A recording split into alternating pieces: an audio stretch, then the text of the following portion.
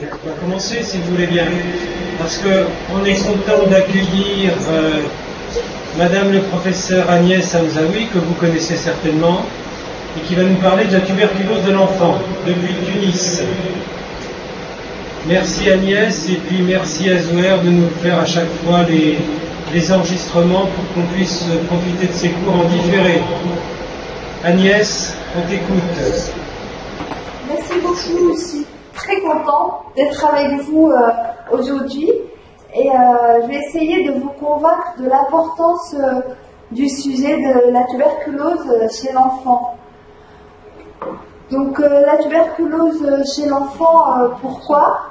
Parce que d'abord, un patient tuberculeux sur 5 serait un enfant, alors qu'en fait il n'y a que 11% d'enfants déclarés sur le total des tuberculeux, ce qui prouve qu'il y a une sous-estimation majeure, que la tuberculose de l'enfant pose des difficultés et diagnostiques et de traitement, que la prévention est insuffisante, avec un taux de dépistage qui est très bas, une prophylaxie qui est insuffisante, qu'on a le problème des patients MDR pour lesquels on ne sait pas exactement quelle prophylaxie ni quel traitement proposer, et que la tuberculose par rapport aux enfants, c'est une cause importante de mortalité infantile.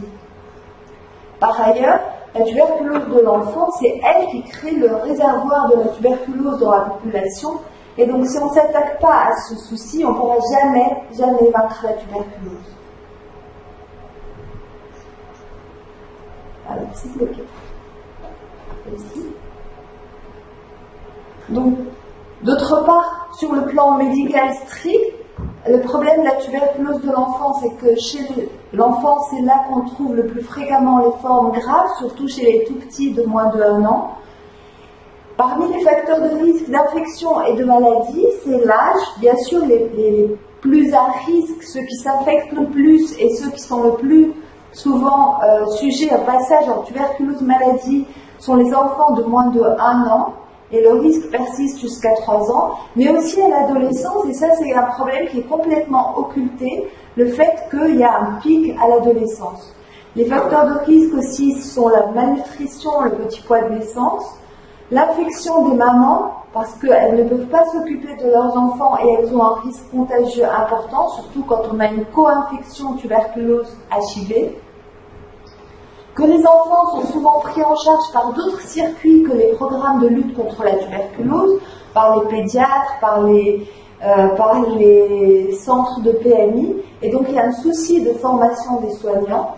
Et enfin, parce que les enfants qui sont VIH+, et non traités par le traitement antirétroviral ont un risque majeur de tuberculose.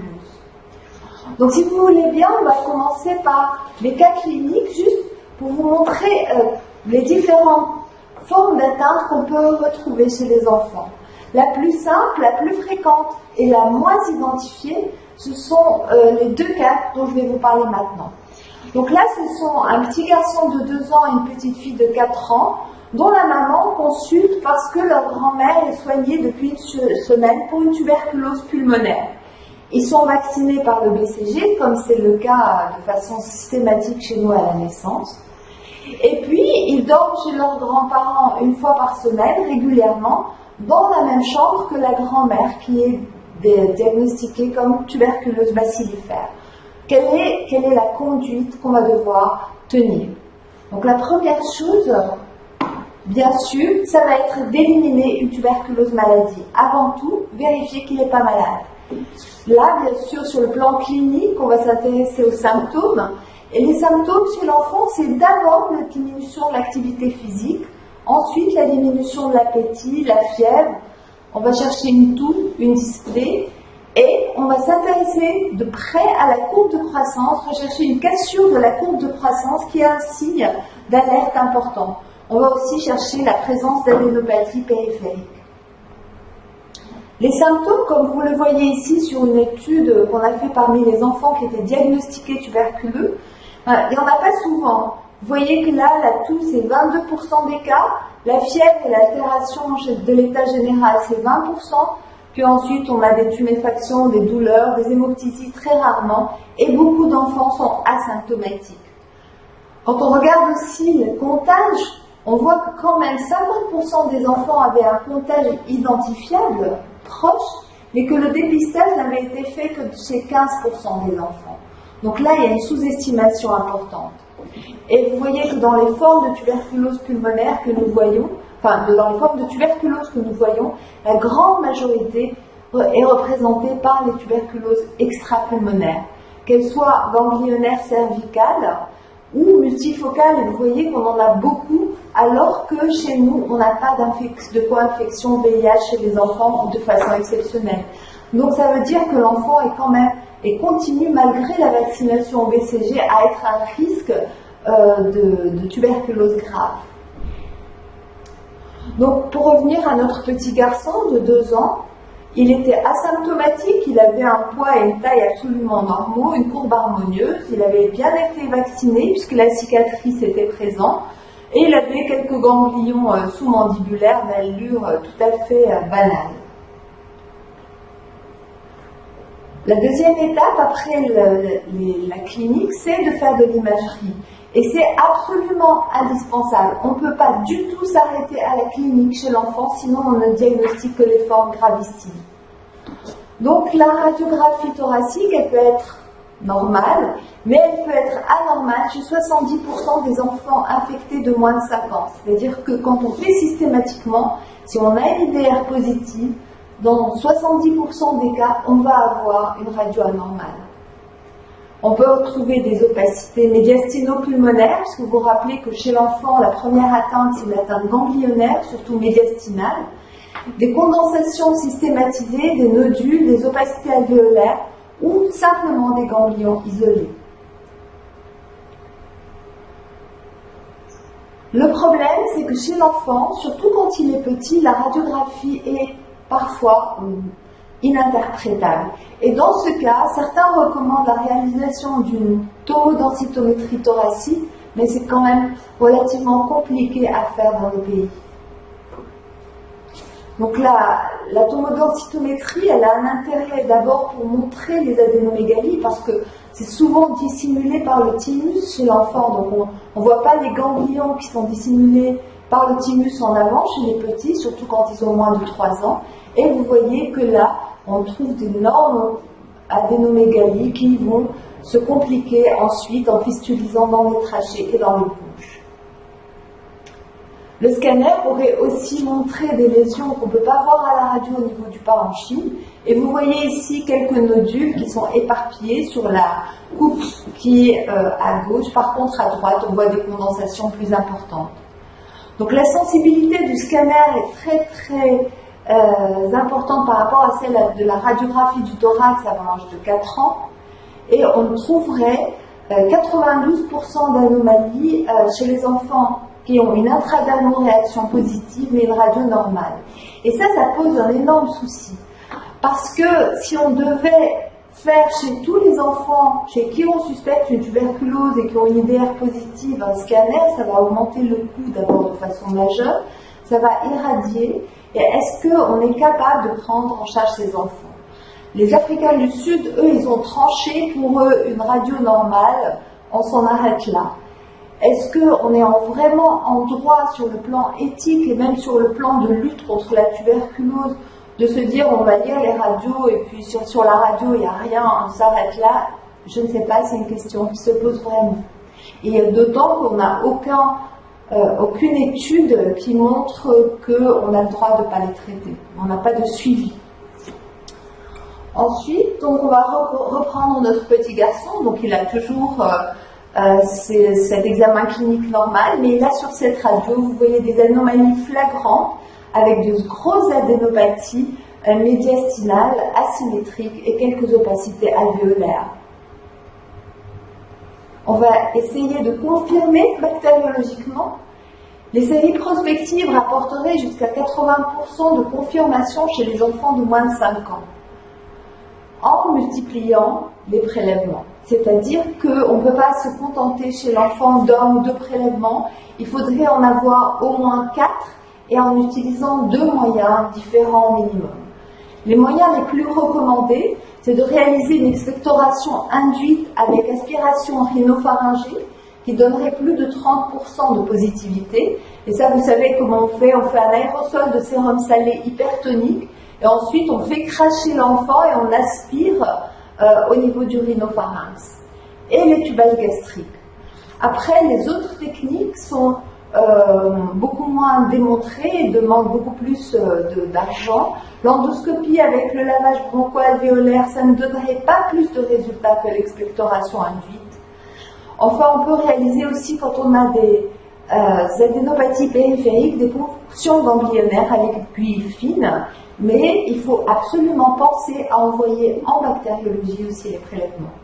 Et puis surtout, dès qu'on a un contaminateur, il faut vérifier l'antibiogramme parce que les enfants sont particulièrement susceptibles aux tuberculoses MDR. Chez l'enfant aussi, n'oubliez pas, il faut un examen direct, mais aussi une culture ou une PCR, on va voir ça plus tard, et un antibiogramme. Parce que l'examen direct, c'est très peu rentable chez l'enfant.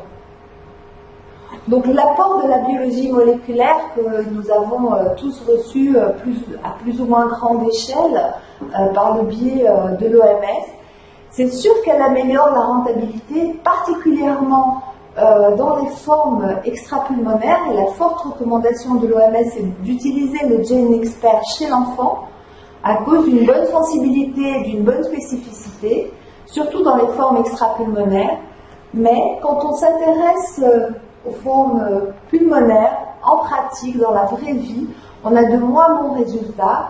Chez les enfants non bacillifères, c'est rarement positif, mais il faut quand même continuer à les faire. Et puis surtout, ça permet de rechercher rapidement les résistances en cas de suspicion de MDR.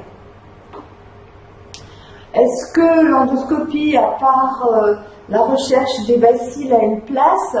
Ça sert essentiellement à rechercher les complications bronchiques quand on a des enfants qui ont des lésions pulmonaires étendues, médiastinales, et chez qui on a des problèmes aussi d'insuffisance respiratoire, par exemple, puisque quand on réalise une endoscopie, on peut trouver une compression, mais on peut trouver aussi des fistules, du caséum, et qui risquent de se compliquer à long terme de dilatation de bronche ou de calcification intrabronchique sous forme de broncholyptiase qui peuvent laisser des séquelles importantes. Donc c'est intéressant, dans ces formes-là, d'aller vérifier en endoscopie qu'on n'a pas de séquelles. Même si le traitement par corticothérapie dans ces formes-là n'a pas démontré à 100% une preuve. Ça donne une amélioration instantanée par rapport à l'insuffisance respiratoire aiguë, mais à long terme, on ne sait pas si ça agit vraiment. Et vous voyez que les tests immunologiques n'arrivent qu'en fin de course pour la tuberculose maladie, parce que les tests immunologiques ne sont que des témoins d'exposition et d'infection, mais ne sont pas des preuves de maladie. Alors, la plus utilisée, c'est l'intradermoréaction à la tuberculine, avec toujours la discussion autour du seuil de positivité qui est à admettre. Et en Tunisie, on considère que c'est 10 mm. Le petit garçon, dont on parle depuis tout à l'heure, avait une intradermoréaction positive à 12 mm. Les tests de production d'interféron gamma, qui sont le quantiferon et le tibispop, ne sont pas du tout recommandés avant l'âge de 5 ans, parce qu'ils sont peu sensibles à cet âge-là, il y a beaucoup de zones grises, et ils n'ont pas d'indication diagnostique de la tuberculose maladie. Donc la recommandation de l'OMS, c'est chez les enfants de moins de 5 ans, ne pas les demander, et dans nos pays, ne pas demander de tests de production d'interféron et nous baser sur l'intradermoréaction à la tuberculine. Donc en revenant à Ali, qui a 2 ans, qui avait une cicatrice de BCG confirmée, une exposition à une grand-mère bacillifère, un examen physique absolument normal, mais des opacités médiastino-pulmonaires à la radiographie du thorax, donc compatibles avec le diagnostic de tuberculose, un bilan bactériologique négatif et une IDR positive, le diagnostic de tuberculose maladie est retenu malgré la négativité du bilan bactériologique. Et donc, il suffit de ces arguments pour décider du traitement chez ces enfants. Donc, ce sont quand même des arguments forts, l'existence d'un sujet contact et des anomalies radiologiques ou des anomalies cliniques qui sont compatibles. Le traitement chez l'enfant dans les formes peu sévères, comme chez lui, puisque c'est une atteinte uniquement ganglionnaire et non bacillifère avec quelques nodules parenchymateux, c'est un traitement triple pendant 2 mois et un traitement double pendant 4 mois. Donc c'est 2 mois isoniazide, rifadine, pyrazinamide, suivi de 4 mois isoniazide, rifadine, avec des dosages qui sont plus élevés que chez l'adulte, puisque jusqu'à un poids de 25 kg, on va mettre 10 mg kg d'INH, 15 mg kg de rifadine et 35 mg kg de pyrazinamide. On n'associe l'éthambutol que dans les formes sévères à 20 mg kg, donc seulement dans les formes étendues, dans les formes bacillifères, s'il existe un risque important de résistance à l'INH, si elle est diffusée, la résistance à l'INH dans la population, ou si la prévalence VIH est importante là aussi dans la population. Par rapport à la durée de traitement, dans les formes sévères, c'est 6 mois pareil, mais c'est un quadruple pendant 2 mois. Et dans les formes méningées et dans les formes ostéo-articulaires, c'est 1 an de traitement pour le moment. En sachant que pour le moment, on n'a aucune validation de ces protocoles, ce sont vraiment pour les formes particulières que des considérations d'experts. Alors pour les enfants, nous avons tous désormais des formes combinées qui sont solubles dans l'eau et donc qui nous ont facilité beaucoup la vie puisqu'on n'a plus à couper des comprimés ou à les écraser. Donc ce sont des formes qui sont particulières, qui sont réputées avoir bon goût et qu'on doit dissoudre dans un peu d'eau, à boire 10 minutes suivant la dissolution. Donc ça c'est dans le prospectus. Dans la vraie vie, il y a des soucis. D'une part, c'est que les dosages ne sont pas suffisants dans les comprimés actuels, particulièrement les dosages d'INH, et qu'on est souvent obligé de compléter par des comprimés d'INH associés. Et puis, ils n'ont pas si bon goût que ça, et il y a des enfants qui ne les supportent pas dissous, et qui les supportent mieux quand on les donne simplement en comprimé. Alors, il va y avoir, ça va bientôt arriver sur le marché, je ne sais pas si vous les avez déjà, de nouveaux dosages combinés avec des doses plus fortes d'INH par rapport à la rifampicine. Donc ça, c'était le cas de tuberculose, maladie le plus simple, le plus banal, certainement le plus fréquent et le moins diagnostiqué quand on ne fait pas de dépistage. Là, nous allons passer à la petite sœur, donc qui est un peu plus âgée, qui a 4 ans, qui elle aussi est exposée à sa grand-mère, qui dort dans la même chambre, qui elle aussi a été vaccinée par le BCG, mais qui a un examen clinique normal, une radiographie thoracique normale et une IDR qui est négative chez nous puisqu'elle est inférieure à 10 mm. Donc on a éliminé une tuberculose maladie, mais a priori aussi une primo-infection tuberculose latente, bien qu'elle soit dans une zone qui est un petit peu douteuse sur l'intradermoréaction. Donc elle rentre dans le cadre de la chimioprophylaxie. Elle est exposée à une malade, tuberculose pulmonaire positive, avec un antibiogramme sensible. Et ça, c'est important. Le germe est sensible, donc on va pouvoir utiliser notre protocole classique de chimioprophylaxie. Si une petite fille qui a moins de 5 ans, la prophylaxie est obligatoire, quelle que soit l'intradermoréaction et quel que soit l'état vaccinal. Les protocoles qu'on peut utiliser sont soit à base d'INH pendant 6 ou 9 mois, en sachant que 9 mois, c'est beaucoup mieux que 6 sur les résultats à long terme, mais qu'il y a un problème énorme de compliance chez les parents par rapport à la chimioprophylaxie. On peut utiliser aussi l'isoniazide rifampicine pendant 3 mois, c'est une meilleure compliance et une efficacité comparable. Et le schéma qui est proposé, mais qu'on ne peut pas encore appliquer, nous, actuellement par l'OMS, c'est rifampicine plus isoniazide chaque semaine pendant 3 mois. Chez les enfants de plus de 5 ans, il est certain qu'il est indispensable de traiter l'infection tuberculeuse latente, donc quand on fait un dépistage, si l'intradermoréaction est positive, certainement. Est-ce qu'on devrait traiter systématiquement les enfants contacts? C'est probablement ce qu'il faudrait faire, puisqu'on a vu qu'il y a quand même un pic ensuite à l'adolescence. Je voudrais maintenant vous montrer des formes un peu plus sévères, qui sont heureusement moins fréquentes, mais oui, on retrouve toujours un retard de dépistage ou un retard de diagnostic. Donc là, c'était une petite fille de 6 ans, et vous voyez l'étendue des lésions parenchymateuses. Là, c'est un petit garçon de 13 ans qui a été admis en réanimation pour une fièvre, une dyspnée, des antécédents de cardiopathie cyanogène depuis l'âge de 3 mois.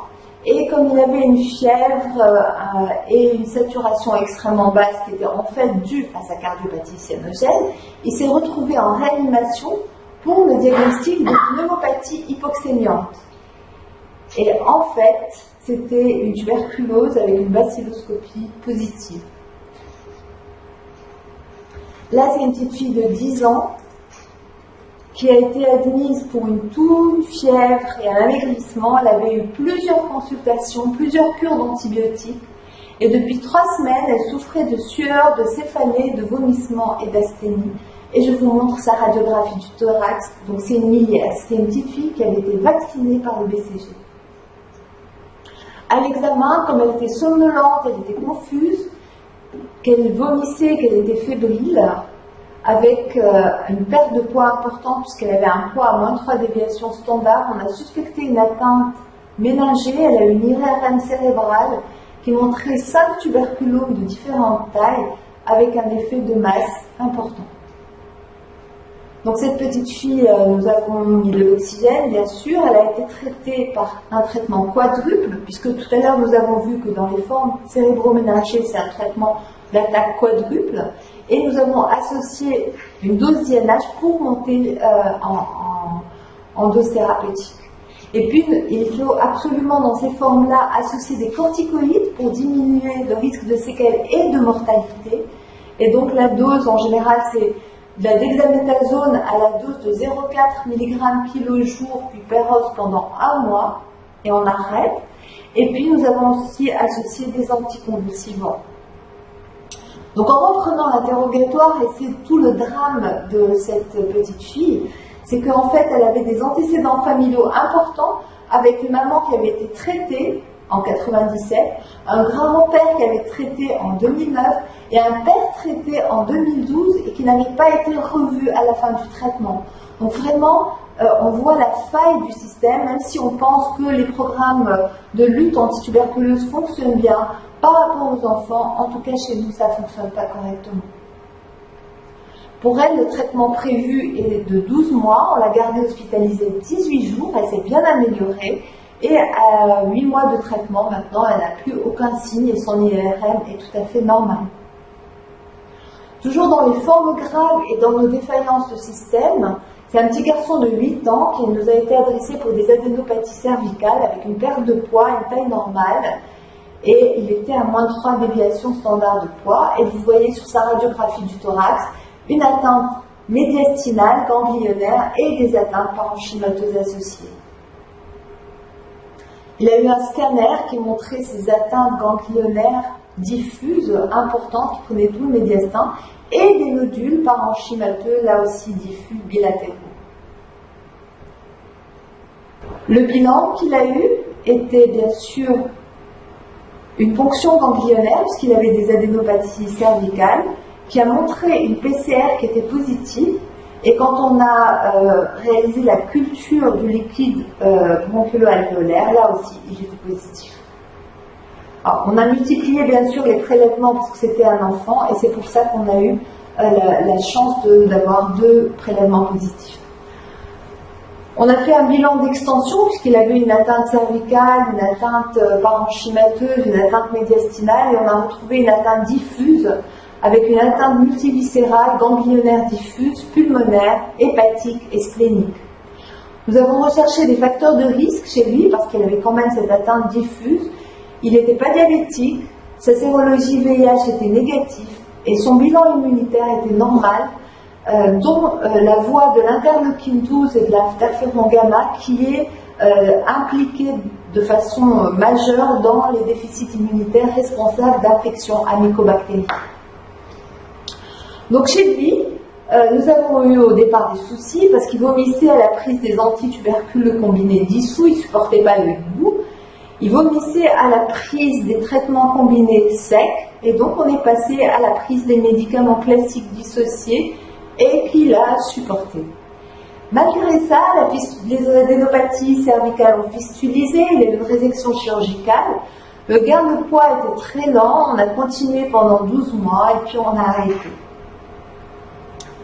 À 3 mois de l'arrêt, il arrive avec une perte discrète de poids de nouveau, une fistulisation ganglionnaire à nouveau et une aggravation radiologique de tous les sites, et donc on l'a réhospitalisé. On a réalisé tout de suite un gène expert sur le ganglion et il était rifadine sensible, donc a priori on considérait qu'il était toujours sensible. On a repris le traitement et on l'a gardé à l'hôpital, et là le gain de poids a été rapide, la fistule ganglionnaire s'est asséchée. Et on a rediscuté avec les parents et l'enfant et on s'est aperçu qu'en fait, ses parents ne lui faisaient prendre son traitement quand il en avait envie. Il avait le droit de ne pas les prendre le jour où il ne voulait pas. Et qu'en fait, aussi, il avait arrêté son traitement à 9 mois et qu'il continuait à venir au rendez-vous régulièrement en disant qu'il prenait son traitement. Tous ses parents disaient « oui, oui, il prend son traitement » alors qu'il ne le prenait pas. Donc là, on avait un gros travail d'éducation à faire, mais je pense qu'il y a un souci puisque même les parents ne se rendaient pas compte de la nécessité de lui faire prendre de façon obligatoire son traitement. Donc, dire le rôle de l'éducation. Alors, pour terminer, je voudrais dire quelques mots sur les formes VIH+, chez l'enfant, qui se manifestent souvent par des pneumopathies qui ne répondent pas aux antibiotiques, avec des signes extra-pulmonaires, des signes généraux, des signes digestifs avec une diarrhée souvent, et une atteinte multifocale, hépatosplénomégalie et ganglion. Et le fait d'être infecté en VIH augmenterait la mortalité au moins de 4 fois, même chez les patients sous ART. Le traitement quadruple doit être systématique, on ne peut pas les traiter en triple, et l'association de la vitamine D6 est conseillée. Et puis, on ne doit pas faire du tout chez ces enfants de traitement intermittent, même en phase de continuation. Il faut démarrer le plus tôt possible le traitement antirétroviral s'il n'est pas déjà instauré, donc il faut les inscrire dans des centres. Et l'idéal est de pouvoir les traiter en milieu familial et surtout de dépister toute la famille. Les enfants en contact de sujets tuberculeux doivent recevoir une prophylaxie de façon systématique, mais la durée qui est classiquement recommandée comme étant celle d'une prophylaxie classique à 3 mois ou 6 mois selon les protocoles ne convainc pas tout le monde et personne ne sait en fait s'il ne faut pas prolonger.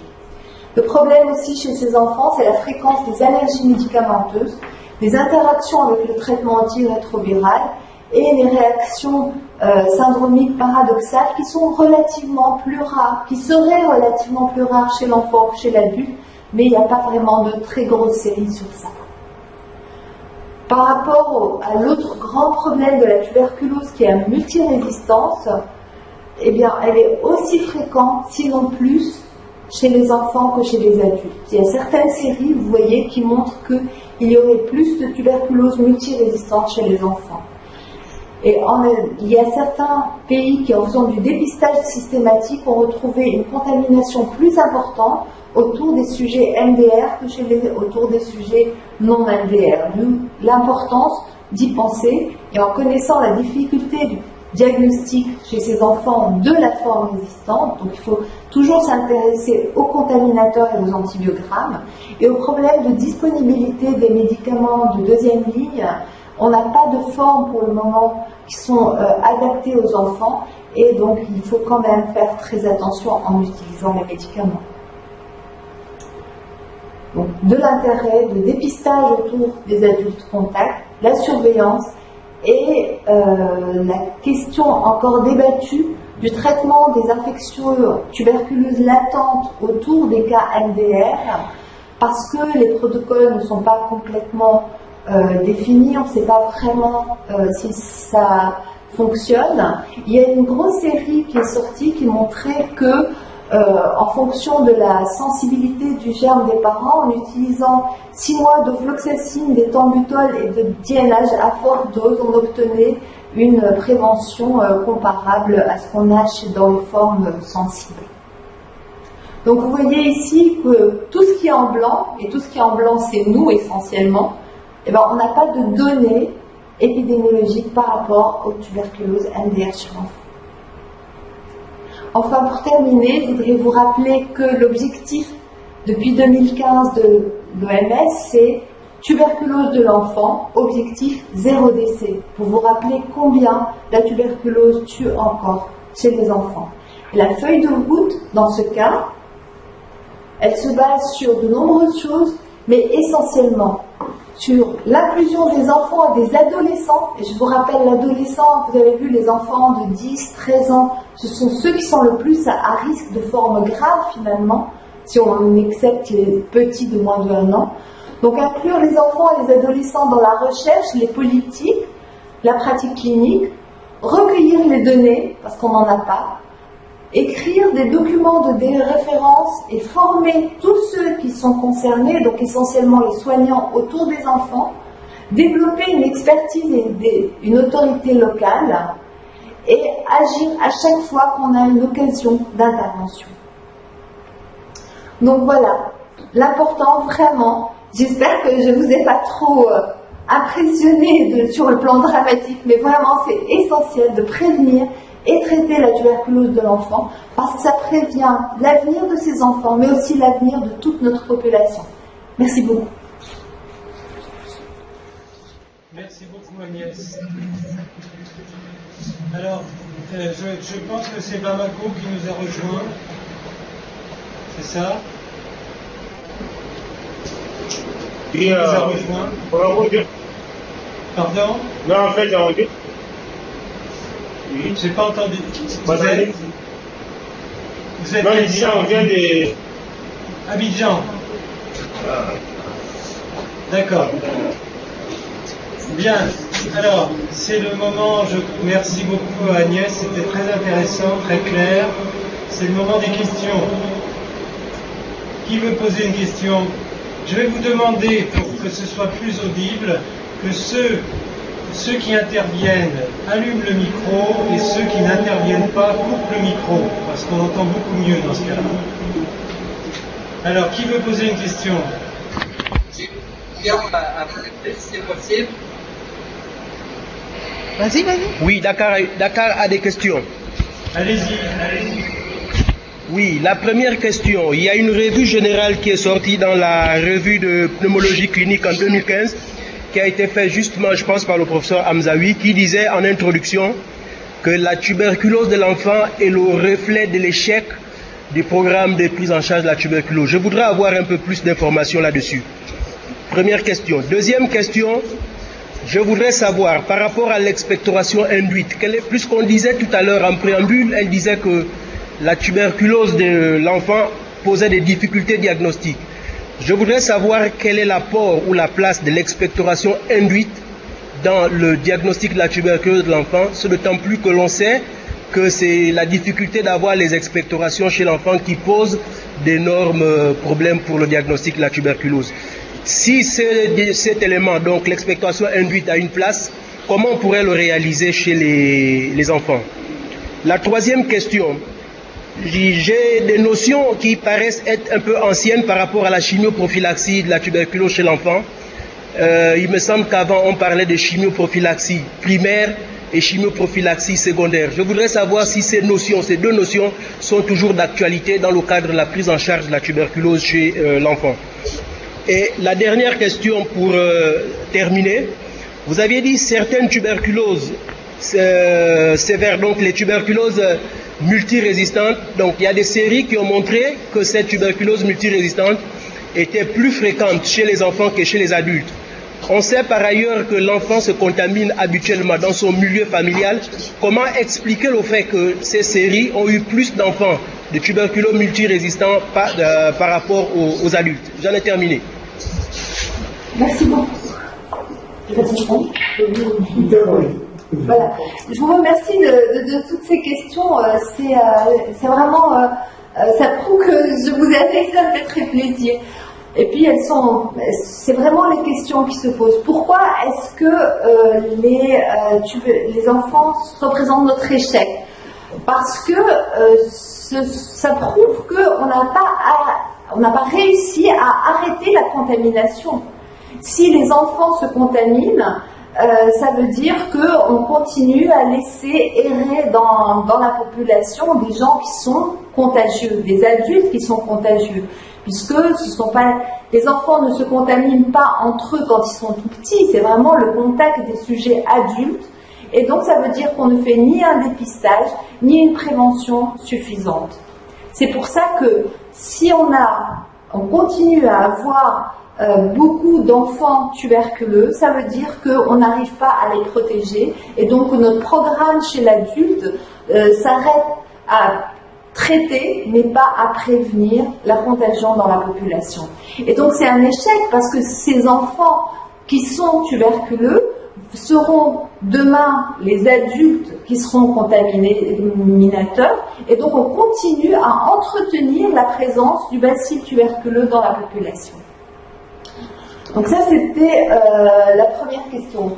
La question sur l'expectoration induite, il faut faire un aérosol, en fait. On fait respirer à l'enfant un aérosol de sérum salé hypertonique à 3%, donc c'est pas du sérum physiologique, c'est plus salé que ça, c'est du 3%, et on le fait respirer pendant à peu près 10 à 15 minutes. Et immanquablement, ça va provoquer une toux chez l'enfant, et en général, on utilise une seringue avec un petit embout en plastique qu'on fait rentrer dans la bouche pour aspirer les sécrétions pharyngées. Donc c'est quelque chose qu'on utilise chez les petits de moins de 5 ans. Après 5 ans, quand ils sont capables de tousser, ils vont tousser tout au long de l'aérosol qui provoque, à cause de cette hypertonie du sérum, une toux profonde. Mais chez les petits, donc on fait ça avec une seringue et un petit embout en plastique, et on va aspirer les sécrétions qui vont sortir avant qu'ils ne les avalent. Par rapport à la chimioprophylaxie, désormais on parle seulement de prévention primaire, c'est-à-dire par rapport aux enfants qui n'ont pas été contaminés, sinon on considère que c'est le traitement d'une infection tuberculeuse latente. Après, le protocole thérapeutique est le même. Pour la tuberculose MDR, comment est-ce qu'on explique? Les enfants sont plus susceptibles de toute façon que les adultes à la tuberculose. Et puis, en général, quand les tuberculeux sont multirésistants, c'est souvent parce qu'il y a eu des rechutes de tuberculose qu'ils ont consulté assez tard, et c'est souvent associé aussi au VIH. Et donc tout ça fait que les enfants vivent dans un milieu avec un fort taux de contamination, et donc le taux de contamination chez l'enfant est important chez les MDR. Et puis n'oubliez pas que pour le moment on n'a pas vraiment de protocole défini de prise en charge des tuberculoses MDR, et que par ailleurs chez l'enfant, si on ne pense pas aller chercher l'antibiogramme du contaminateur, comme souvent les enfants, surtout quand ils sont petits, sont traités sur des arguments de présomption et pas sur une bactériologie, et donc pas sur un antibiogramme, on passe à côté des formes résistantes. Merci. Une autre question? Entendez. Qui veut poser une question? Je peux poser une question? Oui, Yves. Vous avez dit tu as dit quelque chose d'important, Agnès, tantôt. Tu as dit que le suivi des traitements était peut-être laissé à désirer par les parents. Qu'est-ce que tu fais plus pour justement montrer la nécessité à la famille que le suivi aux soins est important, et que c'est pas parce que ça me tente ou ça me tente pas, faut suivre son traitement. Qu'est-ce que tu préconises comme approche pour toi? Alors j'ai eu du mal à t'entendre ici. La question est par rapport à l'éducation. Le problème, c'est qu'il faut arriver à inquiéter suffisamment les parents pour qu'ils donnent le traitement sans leur faire penser que leur enfant est mourant. En plus, il y a une stigmatisation encore importante de la tuberculose, et c'est ça qui fait que les parents veulent arrêter rapidement le traitement en disant c'est pas la peine que les gens sachent ou s'aperçoivent. Et puis souvent, les enfants se portent relativement bien. Dans les formes graves, c'est plus rare que les gens arrêtent le traitement. Par contre, dans la chimioprophylaxie ou dans les formes de primo-infection latente, on a souvent des problèmes. La solution, en fait, c'est d'associer les dispensaires antituberculeux de façon à ce que les enfants soient revus très fréquemment. Il ne faudrait pas se limiter aux recommandations qui sont de les voir une fois par mois et ensuite tous les 2 mois dans la phase de continuation, parce qu'effectivement les parents se laissent un petit peu aller après. Donc il faut les éduquer, il faut essayer de leur expliquer que c'est une maladie qui guérit très bien, mais à condition que les enfants soient bien traités. Et puis il faut essayer de serrer les rendez-vous, ça fait une pression sur les rendez-vous, mais il faut vraiment essayer de les mettre rapprochés pour pouvoir vérifier qu'ils prennent vraiment leur traitement. Mais c'est un problème qui est généralisé, la compliance au traitement antituberculeux, c'est compliqué.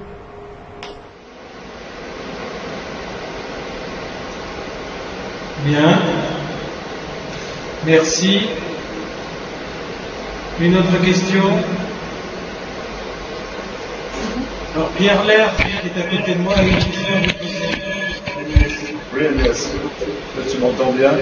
Donc effectivement, tu nous as montré que l'atteinte essentielle chez l'enfant thoracique, c'était les adénopathies, les microganglions, qui soient non compliqués ou compliqués, et que c'est parfois difficile à diagnostiquer. Tu as montré l'intérêt du scanner. Il est incontestable. En France aussi, les pédiatres utilisent le scanner, mais dans les gens qui travaillent dans les pays africains, ils n'ont pas toujours accès au scanner. Quelquefois, ça coûte cher. La santé est souvent payante dans tous ces pays, à Kinshasa par exemple. Donc je crois qu'il faut souligner aussi l'intérêt du cliché de profil. Le cliché de profil va montrer les ganglions qu'on ne voit pas sur le cliché de profil. Donc ça, c'est très intéressant. C'est important de savoir, ça coûte beaucoup moins cher de se faire un scanner. Oui, Agnès. Non, je suis d'accord, mais je suis tout à fait d'accord sur le problème du scanner. C'est tant qu'on n'en avait pas, on était tranquille, on se disait bon, la radiographie du thorax, ça suffit. Et puis là, tant qu'on, bien sûr, nous non plus, on peut certainement pas s'amuser à réaliser des scanners à tous les enfants chez qui on a une suspicion de tuberculose, c'est clair. Maintenant, la question, c'est une question par rapport au futur. Qu'est-ce qu'on investit dans la tuberculose? Personne ne sait. Il y a Simon Schaff en Afrique du Sud qui a dit de toute façon, ça n'a aucun impact. C'est pareil de traiter ou pas ces patients. Il suffit de mettre de leur faire une chimioprophylaxie comme si c'était rien du tout ou comme c'était une primo-infection latente et le résultat est le même. Mais ça, c'est une affirmation. Il n'y a aucune série qui ait comparé le fait de traiter des enfants qui ont de l'imagerie anormale en scanner avec une radio normale et des enfants qui ne sont pas traités. On ne sait pas ce que ça donnera dans 20 ans. C'est ça le problème chez l'enfant. C'est pas aujourd'hui ce qui se passe, ça c'est chez l'adulte.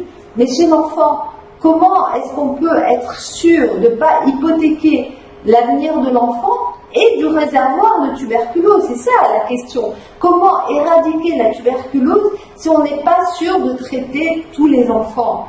Je ne sais pas, j'ai pas de réponse à ça. Mais c'est une vraie question.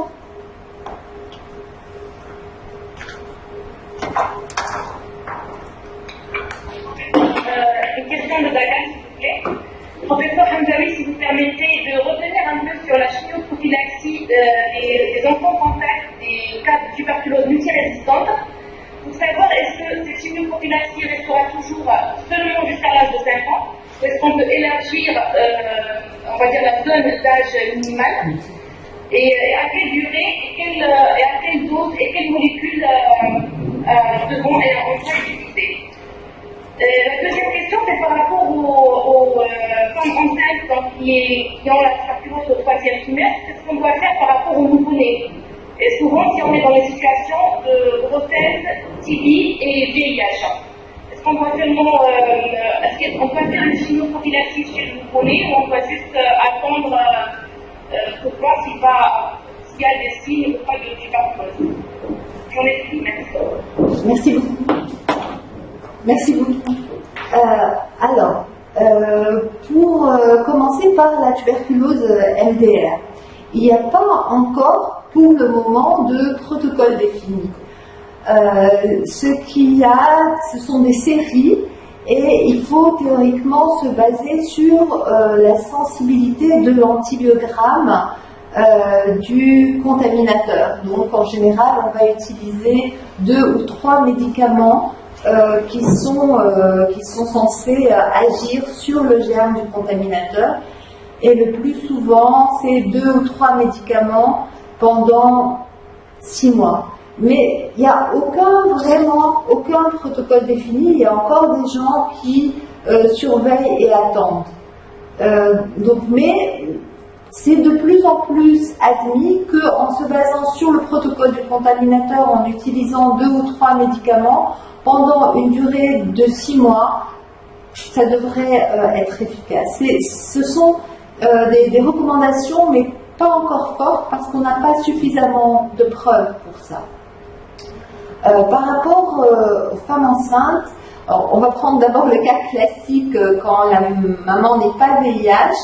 La recommandation, c'est de traiter la maman, absolument. Si vous découvrez qu'elle est enceinte, qu'elle est tuberculeuse pendant son 3e trimestre, vous la traitez et après on fait une chimioprophylaxie de l'enfant et théoriquement on n'arrête pas l'allaitement maternel parce qu'il n'y a pas de risque. Il faut juste lui mettre une bavette à la maman. Pour les mamans qui sont tuberculeuses et VIH, là c'est beaucoup plus compliqué parce qu'il va falloir traiter l'enfant aussi par traitement antirétroviral. Les mamans n'allaitent pas leur bébé et certains recommandent de toute façon d'aller plus loin que la chimioprophylaxie et carrément traiter contre la tuberculose des nouveau-nés. Là, c'est plus discutable, il n'y a pas de recommandation ferme encore.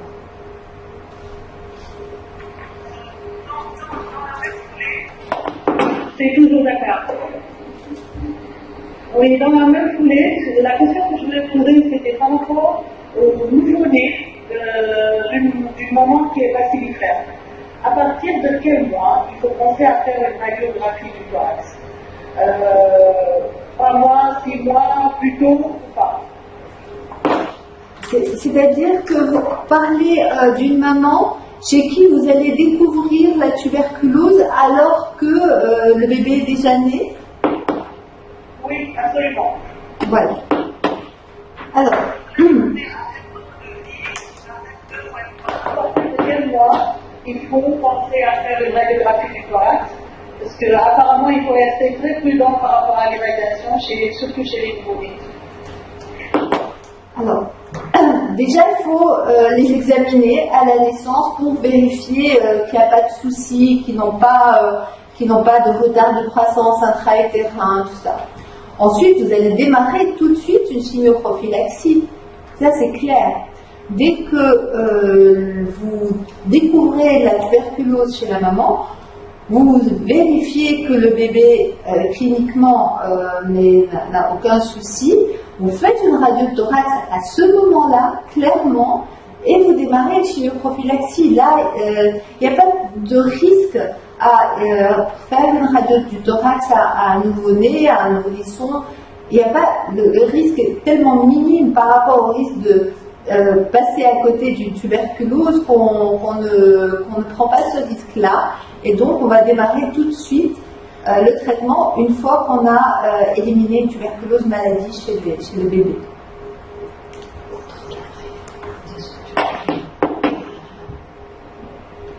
Après, je vous rappelle qu'il faudra contrôler le bébé régulièrement et à 3 mois du début de la chimioprophylaxie, refaire une radiographie du thorax.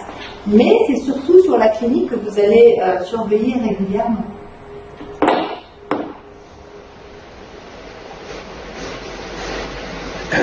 Agnès, moi j'avais une question.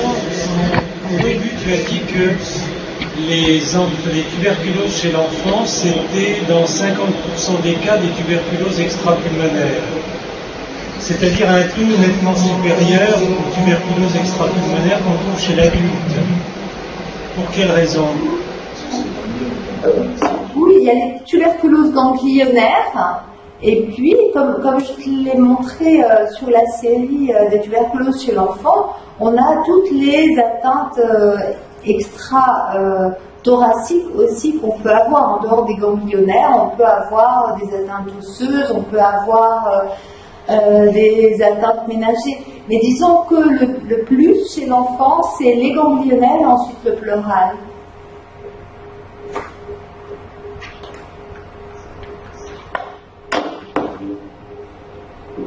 Très bien. Oui, d'accord. D'accord, j'ai une petite contribution. En fait, c'est par rapport à la publicité dont j'ai confronté. Parce que là, quand je prends le cas du Sénégal, nous prenons en compte les recommandations de l'OMS. Donc, la chimioprophylaxie est réalisée chez les enfants de moins de 5 ans. Mais notre principale difficulté réside dans le fait d'éliminer de façon formelle la tuberculose cognitive. Quand on sait que si on fait la chimioprophylaxie sans éliminer une tuberculose, à la longue, on fait courir à l'enfant une tuberculose multirésistante parce qu'on était en train d'administrer une monochimiothérapie contre la tuberculose. Je voulais avoir votre expérience là-dessus et comprendre comment, de façon formelle, on peut être sûr d'avoir éliminé une tuberculose infectieuse chez l'enfant avant de faire le TPI. Merci. Merci beaucoup. C'est exactement le problème, c'est être sûr qu'on est en chimioprophylaxie. Donc, c'est la clinique et la radiographie vraiment lue de façon très attentive. Si on a le moindre doute, si on a l'impression qu'on ne peut pas bien poser le diagnostic parce que l'enfant est enrhumé, parce que la radio n'est pas bien faite, on recommence. On ne démarre pas la chimioprophylaxie avant d'avoir revu l'enfant, disons, à 1 semaine ou 15 jours pour être sûr qu'il va bien. Et si on est sûr à ce moment-là, on démarre le traitement, mais on doit revoir l'enfant en cours de chimioprophylaxie et sur la clinique, toujours vérifier qu'il n'y a rien qui apparaisse et refaire une radio à 3 mois. Ça, c'est vraiment systématique, il faut les surveiller, vous avez tout à fait raison. Après, le risque, c'est pas tant la multirésistance que la résistance à l'INH.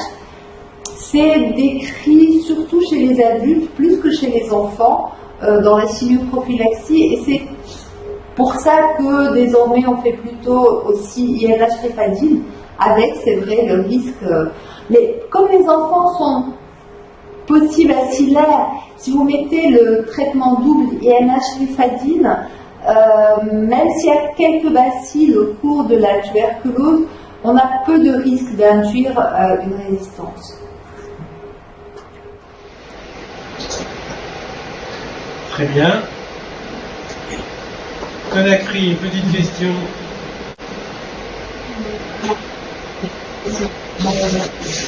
Pas de question?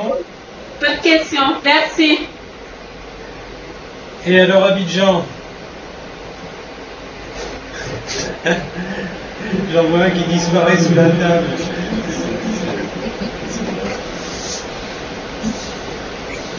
Ça vous pas une question? Il n'y a pas de question?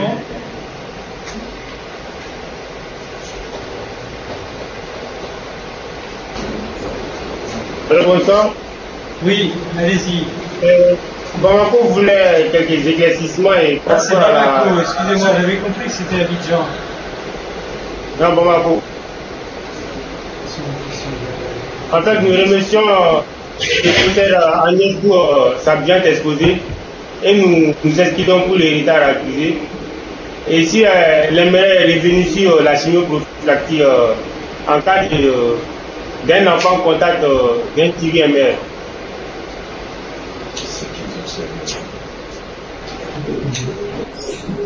Je suis désolée, on vous entend pas bien, j'ai pas compris la question.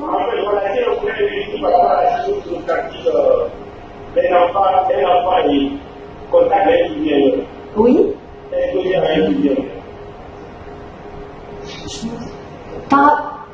Étienne, vous avez compris? Par rapport à la chimioprophylaxie d'un sujet contact? Oui. Oui. Dans la de la tuberculose multirésistante, c'est ça? Oui. Oui. Donc, dans la tuberculose multirésistante, la question est toujours d'avoir l'antibiogramme du contaminateur. Si vous avez l'antibiogramme du contaminateur, vous pouvez choisir les drogues les plus actives par voie orale, donc pas utiliser d'injectables, mais juste des médicaments par voie orale. Donc en choisir en général 3 et les donner pendant 6 mois. Ça, c'est si vous avez la possibilité. Si vous n'avez pas la possibilité parce que c'est une forme plus agressive ou si vous ne connaissez pas complètement l'antibiogramme du contaminateur, si vous avez juste une PCR, certains recommandent juste d'attendre et de surveiller l'enfant. Donc, il n'y a pas encore de recommandation définitive par rapport à la tuberculose MDR et la chimioprophylaxie. Est-ce que pour ces enfants contacts de TBMR, allô? Oui, est-ce que pour ces enfants contacts de TBMR qui ont eu, est-ce que vous avez des écrits qui ont eu assez de recul par rapport à la chimioprophylaxie d'enfants contacts de TBMR? Est-ce que c'est réellement efficace? Est-ce qu'il y a eu quand même des cas de TBMR avérés après chimioprophylaxie ou pas? Oui, bien sûr. Il y a des séries qui sont en train de sortir. Il n'y en a pas énormément, mais il y a des séries qui sont sorties depuis 2013, disons. Donc, sur la bibliographie, si vous voulez, je peux vous... si vous m'envoyez votre adresse mail, je vous enverrai les articles, bien sûr.